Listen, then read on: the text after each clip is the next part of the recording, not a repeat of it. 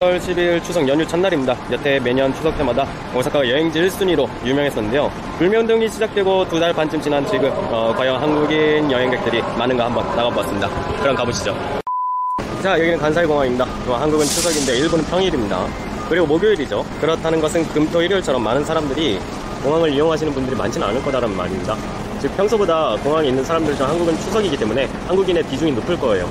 자, 그럼 가보겠습니다. 참고로 지금 9월 10일 목요일 4시 24분인데 원래 좀 일찍 오고 싶었는데 좀 이 근처에 볼 일이 조금 늦게 끝나고 끝나자마자 바로 당장 달려왔습니다. 그래도 이 시간대라도 좀 늦게 출발하신 분들도 있을 수도 있으니까 한번 그 현장을 보여드리기 위해 이렇게 왔습니다. 나는 일본 애가 서울대학교 대학원에서 공부를 하고 있는데 그 애가 방학을 맞이하고 일본에 왔었거든요. 집이 오사카인데. 그래갖고 오사카를 왔는데 비행기 편수가 줄어갖고 그것 때문에 제가 원래 저녁 비행기를 예약했는데 낮으로 변경이 됐었대요. 진짜 예전에는 한국에서 오는 비행기가 더 많았었는데 지금 아무리 저렇게 인천 네 군데 보이고 저쪽에 김포 조금 보여도 예전엔 진짜 많았어요. 저가항공이 정말 많았는데 좀 줄었어요. 저가항공별로 하루 종일 막 4대씩 뭐 이렇게 운항하고 그러던 게 일본 오신 적이 없으신 분들은 잘 모르겠지만 이것도 많이 줄었어요. 이제 중국이 많아졌네요. 상하이 진짜 많죠. 상하이, 싱가포르, 홍콩. 상하이 저 연속 2개 있고 막 여기 뭐 텐진, 청두. 정말로 이걸 보니까 많이 줄었다는 게 실감이네요. 버스 타는 곳인데 버스 이용객은 그리 많지 않습니다. 지하철에 비해 비싸기도 하고 시간도 좀 더 걸리고 단지 이제 오사카 시내 쪽이 아닌 교토나 뭐 좀 멀리는 히메지 뭐 그런 쪽으로 가시는 분들은 좀 이용하시죠. 그런 데는 이제 갈아타는 것보다 한 번에 갈 수가 있으니까 훨씬 더 편하기 때문에. 오사카에 와보신 분들은 이곳 거의 보셨을 겁니다. 이곳에서 지하철표를 사갖고 이쪽으로 들어가서 내려가면은 바로 플랫폼인데 간사이공항 도착하신 분들은 버스나 자동차를 타지 않고 지하철로 오사카 시내로 나가시는 분들은 무조건 이곳에서 타게 되어 있습니다. 빨간색이 난카이선, 파란색은 JR로 티켓을 살 수가 있는데 보통 난카이선을 사고 갑니다. 이게 더 싸요. 저도 여기 올 때 오사카 밑쪽에 볼 일이 있어 갔다가 촬영을 위해서 이렇게 난카이선 타고 왔는데 올 때는 추석 첫날이라 그런지 한국 분들은 아예 없었어요. 근데 이렇게 대충 보니까 역시나 한국 분들은 없는 것 같습니다. 뉴스에 보니까 올해 추석 해외여행 지난해보다 30% 감소했다고 그런 뉴스가 있고 3주간 국내 테마파크 상품 매출은 6배 이상 증가, 뭐 체험, 레포트 상품 2개 이상 누공했다는 그런 기사가 있네요. 작년에 여행객 순위가 9위였으면은 이거보다 여행객 수가 더 많았겠지만 올해 추석엔 해외여행 감소 30%라고 합니다. 그래서 이제 지금 여기에서 느끼는 오사카 여행객 수는 정말 많이 줄은 것 같아요. 항상 말씀드리지만 제가 있는 이 시간에 우연히 적을 수도 있는 것이기 때문에 감안해 주시고 주가는 어떻게 되었고 그 주주들의 게시판 한번 보여드릴까 합니다. 그럼 보시죠. 야후 재팬에서 이렇게 패스트 리테일링 주가 게시판으로 검색을 하시면은 이렇게 사이트가 나옵니다. 참고로 패스트 리테일링은 유니클로와 지유라는 회사의 모기업입니다. 아무튼 마치 우리나라의 네이버 증권과 같은 곳에 종목 토론실 같은 곳이라고 생각하시면 됩니다. 그 전에 패스트 리테일링의 주가를 한번 보시겠습니다.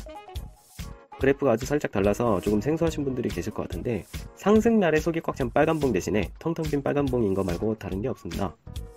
자, 7월 중순부터 겁내 무섭게 내려오기 시작합니다. 주식을 모르시는 분들, 빨간 게 상승이고 파란 게 하락이고 시가 종가를 볼지 몰라도 그래프를 보시면 하락한 건 알 수 있겠죠? 아무튼 7만엔을 찍자마자 8월 이후에는 62,000엔까지 약 10% 이상 빠지다가 8월 중순부터 슬슬 반등이 나오기 시작합니다. 그리고 8월 22일에는 객상승 출발에도 불구하고 전일 종가보다 낮은 가격으로 맞췄다가 23일에 또 올랐습니다. 솔직히 앞으로 어떻게 될지 모르는 이 상황에 과연 일본인 투자자들은 어떤 생각을 가지고 있는가 한번 보겠습니다. 이 영상 시점으로 마지막 거래일인 23일에는 상승으로 마감을 했기 때문에 한국에 대한 이야기가 별로 없네요. 이렇게 밑으로 내려가다 보면 얼마 안 가 바로 한국 이야기가 나옵니다. 북한에 빼앗기느냐 중국에 빼앗기느냐에 뭐 트럼프 이야기까지 나오네요. 그리고 중국과도 아직 역사 문제가 미해결, 유니클로 한국과 중국 사업은 포장 같은 것이라고도 쓰여있네요. 그리고 다시 내려봅시다. 이번엔 지소미아 이야기가 있네요.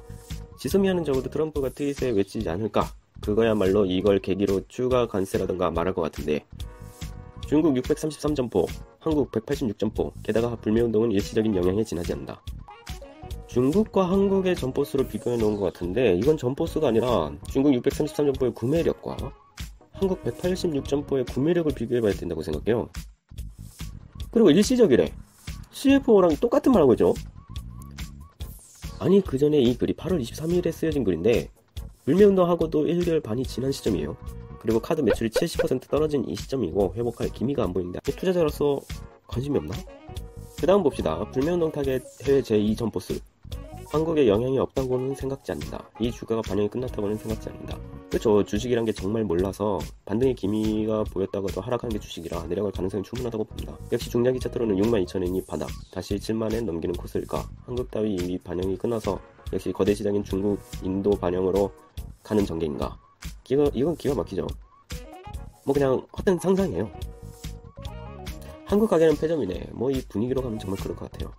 자, 한국은 이미 적색팀, 뭐 적군이란 뜻이겠죠. 정보 공유할 수 있는 나라가 아니야. 아마 지소미아 파기에 대해서 말하는 것 같네요. 그리고 그 밑엔 불매운동 길게 끄네. 통화 단교로 좋다. 한국 유니클로, 일본 애니메이션 블리치, 티셔츠 판매에 비판 세도.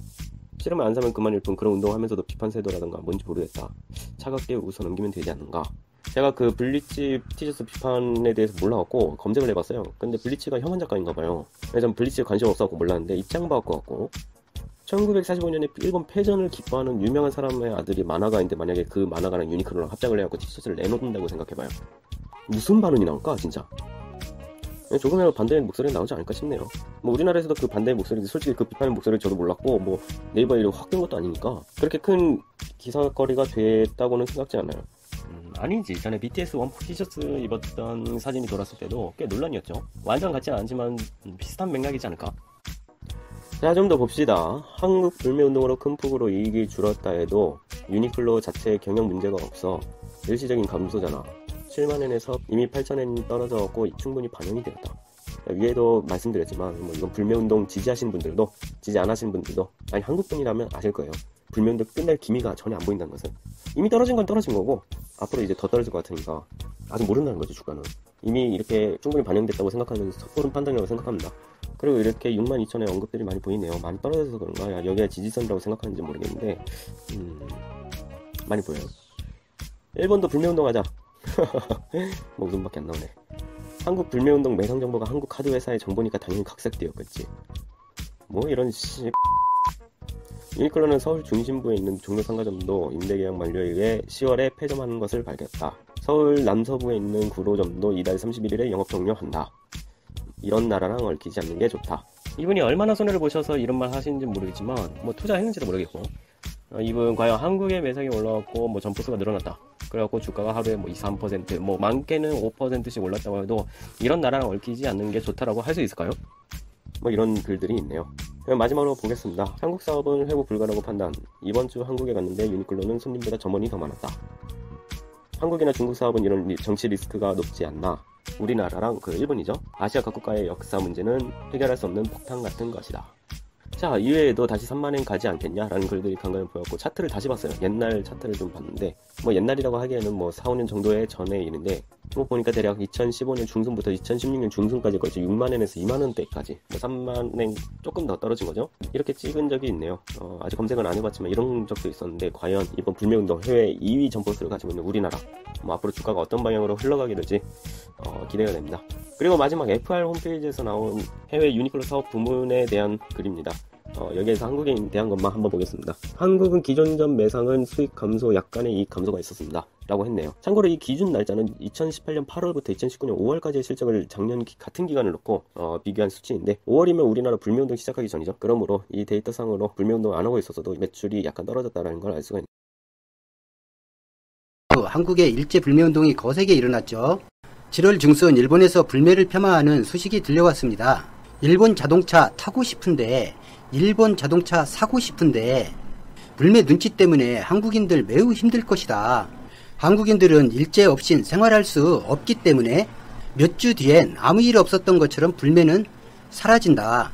일본 자동차를 좋아해서 한국인들은 참지 못하고 몇 주 뒤엔 몰려들 것이다. 원래 한국인들은 그런 사람들이다. 전혀 걱정할 필요가 없다. 그렇게 자신만만하게 한국인을 비웃던 일본 언론. 지금은 불매운동을 폄하하는 일본 언론도 국내 기레기들도 보이지 않습니다.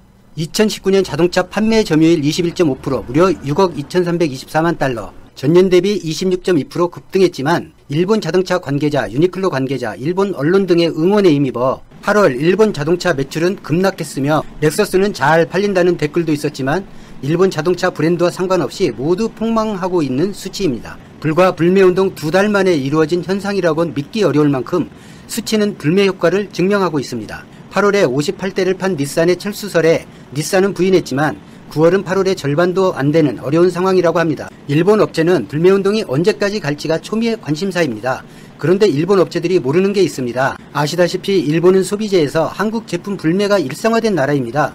한국에서 그런 일본처럼 일제에 대한 거부감이 나이, 빈부를 따지지 않고 생활화되고 있다는 것입니다. 생활화되어가는 일제 불매운동의 동력은 서로서로 댓글로 격려하고 칭찬하고 함께하는 걸 보여주는 것이죠. 이런 이상한 댓글을 다시는 분들도 있지만 얼마나 외로우면 그럴까 하는 생각이 들고 고독사가 없어졌으면 좋겠습니다. 자존심 1도 없는 인간아, 자랑이다. 네 돈 주고 쓰는 건 뭐라 말 못하겠지만 분명한 건 자존심이라곤 1도 없는 너 같은 인간들이 많다는 게 화날 뿐이다. 강제징용, 위안부, 보복 경제 제재 이런 거 뉴스 나온 뭐 느끼는 거 없니?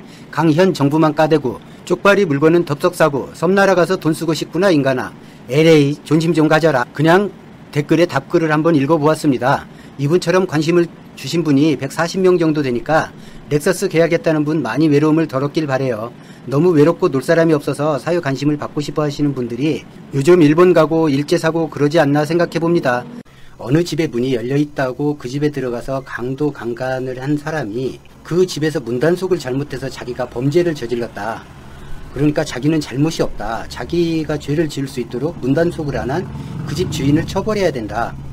이렇게 주장을 하는 것을 당연하다는 듯이 또 받아들이는 사람들이 있죠. 그런 사람들이 요즘에 일본하고의 무역 갈등에서 일본에게 사과를 안 하느냐라고 다그치고 불매는 어리석다라고 얘기하는 사람들, 그리고 내가 좋아서 사는 거다, 내가 좋아서 일본 가는 거다, 이렇게 주장하시는 분들의 논리와 똑같은 겁니다. 최소한 사람 대접은 받을 때 일본 여행 가도 늦지 않습니다.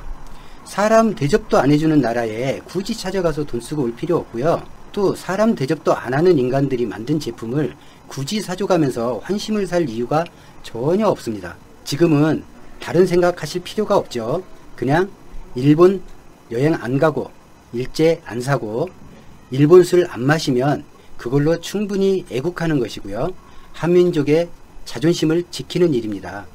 우리가 우리 스스로 자존심을 지키려 할 때 미국이나 일본이 또 다른 나라들이 대한민국을 우습게 보지